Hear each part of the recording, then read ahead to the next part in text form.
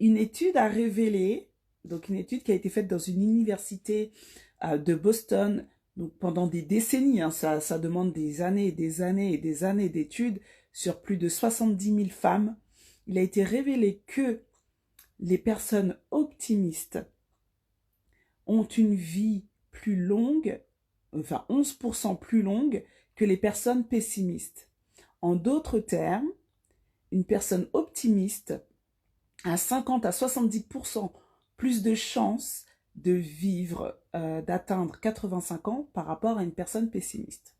Donc, j'aimerais juste que vous réalisiez à quel point c'est super important pour vous que vous soyez positif. Un optimiste, c'est quoi? C'est quelqu'un qui a la conviction, que des choses positives vont lui arriver. Il voit toujours la vie sous un angle positif. Donc, pour les personnes qui ont du mal à rester positif, pour les personnes qui ne savent pas comment on fait pour chasser ces idées noires, pour chasser les idées négatives de leur esprit, eh ben, j'ai quelque chose pour vous. Donc, restez connectés. Le live ne va pas durer longtemps. Je vais vraiment vous donner ces astuces-là rapidement. Partagez, partagez, partagez, partagez, partagez. Il y a toujours quelqu'un qui a besoin d'entendre ça. Et je veux vraiment pouvoir aider les personnes qui ont du mal à rester positives. Donc, ça se déroule en 3 étapes. Il y a 3 choses que tu dois faire pour rester positif ou positive. Donc, je m'adresse à tout le monde, ok? La première chose que tu dois savoir, c'est que le cerveau n'enregistre pas, ne comprend pas la négation. Donc le ne pas, ça ne fonctionne pas lorsque tu as besoin de te fixer un objectif. Ce qui veut dire que je prends l'exemple de quelqu'un qui veut arrêter de fumer, par exemple. Quand tu veux arrêter de fumer, la meilleure façon d'inconsciemment t'aider à atteindre cet objectif-là, c'est de le formuler correctement, de façon positive. Donc, au lieu de dire « je ne dois pas fumer », tu dois dire « j'aimerais me sentir mieux sans ma cigarette ». Par exemple, c'est un exemple que je te donne. Ce que je veux dire, c'est que ne pas fumer, ton inconscient, il enregistre fumer. Ok? L'inconscient ne comprend pas la négation. Donc, quand vous devez vous formuler des objectifs, par exemple, je ne dois pas tomber, c'est plutôt je dois rester stable sur mes appuis ou je dois marcher avec aisance, sans difficulté, par exemple, et non dire je ne dois pas tomber. Parce que si tu dis je ne dois pas tomber, ton cerveau, ton inconscient, il enregistre tomber. Ok? C'est comme si il y a un, comment il s'appelle? Steve, qui est un coach en mindset et qui avait fait une conférence sur ça, sur la programmation, et qui avait donné un exemple qui était super marrant. Et il disait, c'est comme si je te dis, alors, tu vois on va prendre l'exemple de ton patron, de ton boss, sur ton lieu de travail ou de ton collègue. Et je vais te dire, surtout, quand tu penses à lui, surtout, ne l'imagine pas habillé en clown. Surtout, ne l'imagine pas habillé en clown, ok? Tu vois ton collègue ou ton boss, peu importe. Surtout, ne l'imagine pas habillé en clown. Qu'est-ce qui va se passer dans ta tête? T'as l'image du clown. T'as l'image de ton boss en clown qui va arriver. Donc, l'idée qu'il transmet à travers cette phrase, c'est que l'inconscient ne comprend pas ne pas. Si tu lui dis ne fais pas ci, lui il comprend fais ci. Donc c'est super important. La première étape pour toi, c'est de formuler tes objectifs en mode positif. Phrase déclarative positive. Il faut oublier le ne pas. Ok? Donc ça, c'est la première chose à faire. Et avant de continuer, je voulais vous dire un truc. Honnêtement, la positivité et l'optimisme, C'est la meilleure chose qui m'est arrivée dans ma propre vie. Je vous en parle parce que j'ai déjà fait l'expérience personnellement. J'ai atteint des objectifs au-delà de ce que je pouvais imaginer grâce à ce côté positif et grâce à cet optimisme. Par exemple, j'ai fait construire ma maison il y a maintenant 3 ans et à la période où j'ai eu envie de faire ça, j'étais dans une situation financière compliquée. Quand je dis compliqué, c'est très compliqué. Genre compliqué. Et sur le papier, concrètement, avoir un crédit pour nous, pour donc mon mari et moi, c'était hors de question. D'accord? On n'avait vraiment pas la situation avec des enfants à charge, etc. Avec, excusez-moi pour les coupures, avec en plus un gros loyer, enfin bref, beaucoup de dépenses, on avait même des dettes, on était fichés. Donc pour vous dire que, bon, j'ai pas honte d'en parler parce que, pour vous dire que ce n'est pas un frein. Pour nous, en tout cas, on l'a pris comme une force et on a plutôt cherché la solution parce qu'on voulait à tout prix cette maison, on voulait faire construire une maison, on ne voulait plus être locataire et on aurait pu se dire non mais c'est pas, laissons tomber, on va laisser ça pour plus tard ou on va d'abord arranger les choses, etc.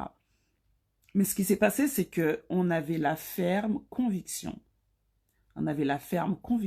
et on avait la motivation nécessaire pour créer la situation qui allait nous permettre d'être propriétaires. Et c'est ce qui est arrivé. Parce qu'on était focus, quand je vous dis qu'on était focus, on mangeait maison, on dormait maison, on allait dans tous les Dom Expo de la région, on passait notre temps à parler de maison, maison, maison, et on visualisait. On visualisait, on visualisait. Et la force de la visualisation positive, bien sûr, nous a permis d'atteindre notre objectif, notre situation financière s'est réglée, on a fait notre crédit, on a fait construire notre maison, et voilà, ok? Donc, c'était la petite parenthèse pour vous dire à quel point l'esprit, l'inconscient, et ce que vous dites, et la parole, ont une puissance créatrice très importante, et surtout lorsque vous avez tendance à croire que dans votre vie, il y a des choses, vous n'avez pas de chance, ou ce genre de discours, ah, j'ai pas de chance, ah, etc. Dites-vous que la parole, ce qui sort de votre bouche, crée beaucoup de choses dans votre vie, pour ne pas dire tout. Je ne veux pas en choquer certains. Donc, je reprends. Première étape, définissez-vous des objectifs positifs. Donc, si votre objectif, c'est d'arrêter de fumer, on ne dit plus je ne veux pas fumer, mais on va dire je veux savoir me passer de la cigarette, des choses comme ça. Donc, on tourne l'objectif en positif. Ou par exemple, pour celles qui veulent perdre du poids, je ne veux plus grossir, je ne veux pas grossir, etc. On tourne l'objectif de version positive, je veux rester mince ou je veux m'alimenter de façon saine, durablement, par exemple.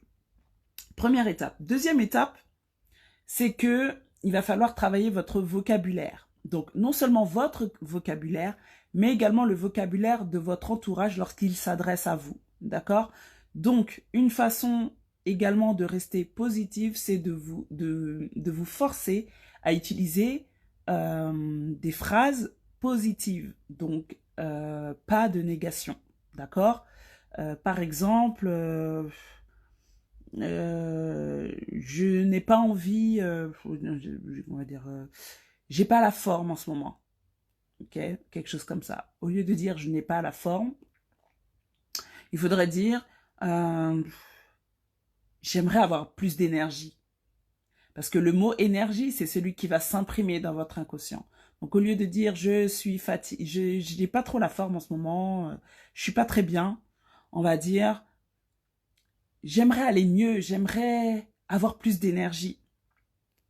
Donc ça, c'est le vocabulaire que vous allez utiliser.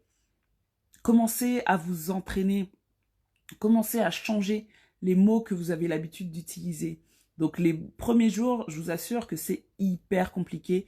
Vous allez vous reprendre toutes les 2 minutes, toutes les 30 secondes, toutes les 5 minutes. Mais je vous mets au défi de faire ça ne serait-ce qu'une journée.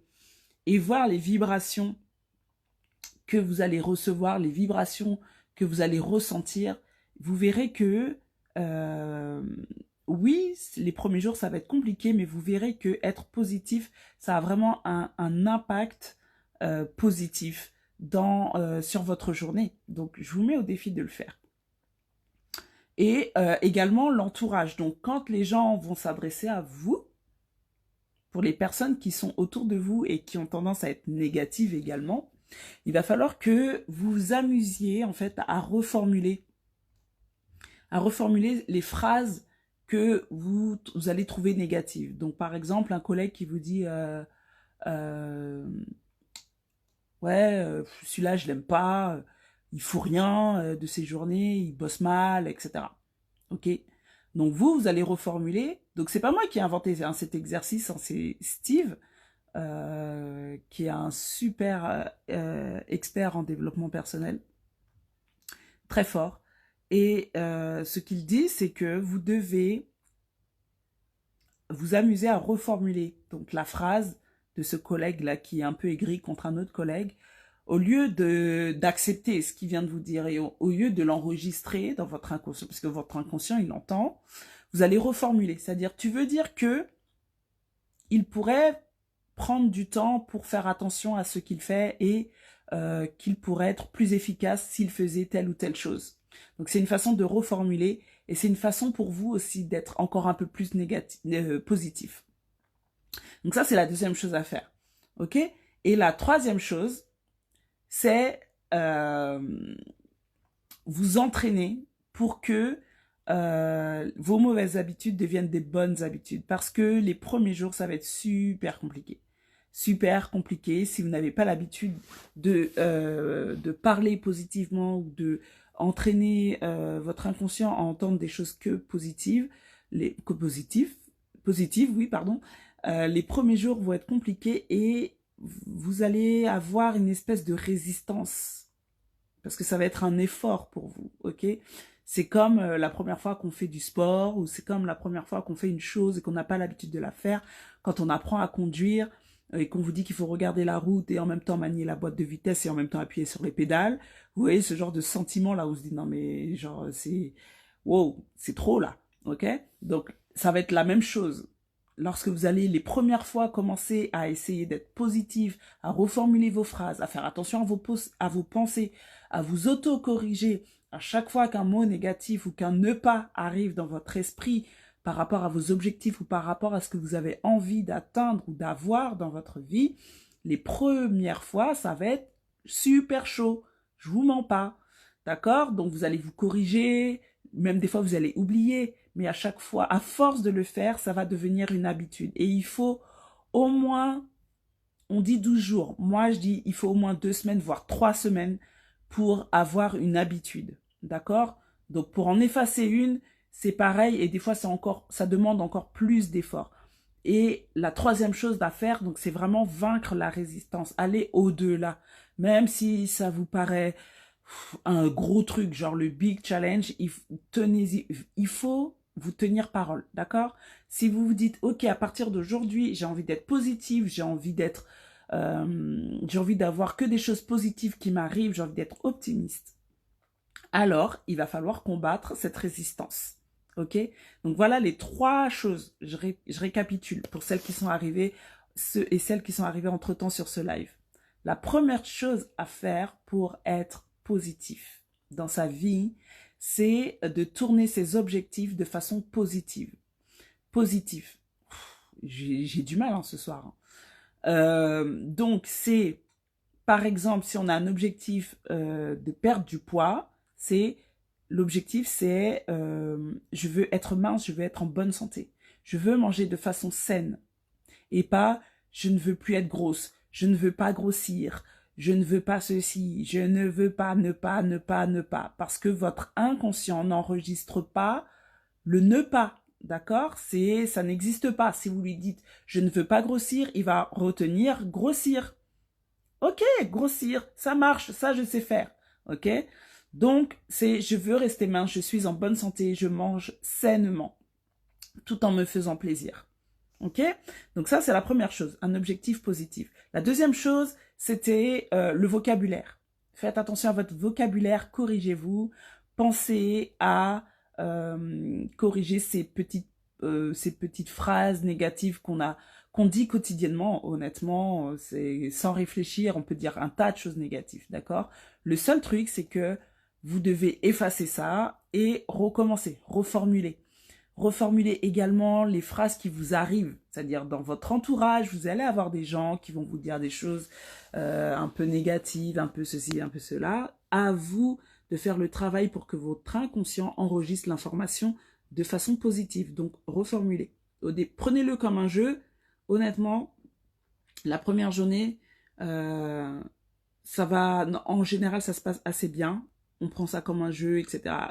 Attention, attention, tu veux dire plutôt ça? Tu veux dire plutôt ça? Ok.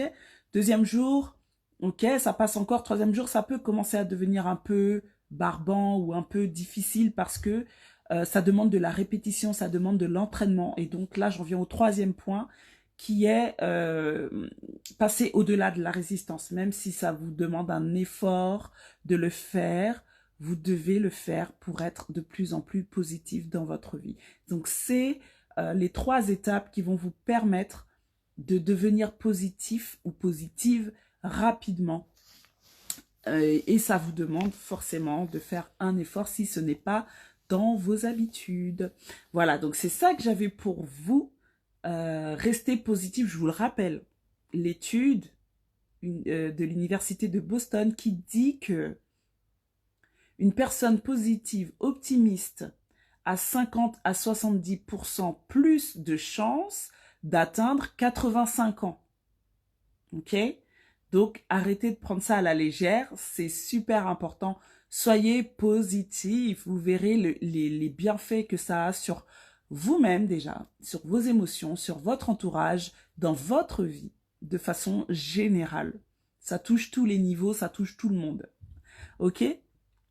C'est pareil d'ailleurs, j'en profite. Je glisse un petit mot pour les femmes, les hommes qui ont des enfants.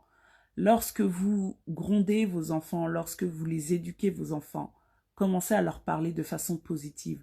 Au lieu de leur dire de ne pas sauter sur le lit, dis-leur qu'il est préférable de sauter sur le sol ou il est préférable de rester posé sur un lit parce que on peut le casser ou parce que ce n'est pas fait pour ça, tout simplement. Plutôt que de leur crier dessus en disant « Ah, arrête de sauter sur le lit c'est pas fait pour elle, là !» de façon négative, essayez de le tourner. Moi, honnêtement, je le fais avec mes enfants. C'est vrai qu'il y a des moments quand on arrive à l'excès, là, où, vous savez, ce moment où on n'arrive plus trop à... Quand on a répété 15 fois et qu'il faut répéter une 16e fois, des fois on perd le contrôle, etc. Donc moi, ça m'arrive souvent de me dire « Ok, là je vais souffler, je m'en vais et je reviens quand je suis calmée pour parler de façon positive. » Et effectivement, ça a 15 fois plus d'impact sur l'enfant. Voilà, donc c'était la petite parenthèse pour les parents. Et voilà, donc entraînez-vous, reformulez et commencez dès demain. Et venez me dire ce que ça a donné. Ok? Merci de m'avoir écouté. Et demain, eh ben, je vous donne rendez-vous parce que je vais refaire un live et je vais vous donner des astuces pour la gestion des émotions, justement. Parce que souvent, c'est ce qui nous fait perdre le contrôle. Donc, demain, je vous donne rendez-vous pour un live où je vais ce sera demain soir également, je vais vous parler de la gestion des émotions, je vais vous donner des astuces. Merci de m'avoir écouté. Bye bye.